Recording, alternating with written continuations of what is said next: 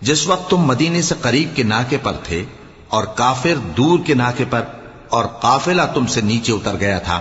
اور اگر تم جنگ کے لیے آپس میں قرارداد کر لیتے تو وقت معین پر جمع ہونے میں تقدیم و تاخیر ہو جاتی، لیکن اللہ کو منظور تھا کہ جو کام ہو کر رہنے والا تھا اسے کر ہی ڈالے، تاکہ جو مرے بصیرت پر یعنی یقین جان کر مرے، اور جو جیتا رہے وہ بھی بصیرت پر یعنی حق پہچان کر جیتا رہے۔ اور کچھ شک نہیں کہ اللہ سنتا ہے، جانتا ہے۔ اس وقت اللہ نے تمہیں خواب میں کافروں کو تھوڑی تعداد میں دکھایا تھا، اور اگر بہت کر کے دکھاتا تو تم لوگ جی چھوڑ دیتے، اور جو کام درپیش تھا اس میں جھگڑنے لگتے، لیکن اللہ نے تمہیں اس سے بچا لیا، بے شک وہ سینوں کی باتوں تک سے واقف ہے۔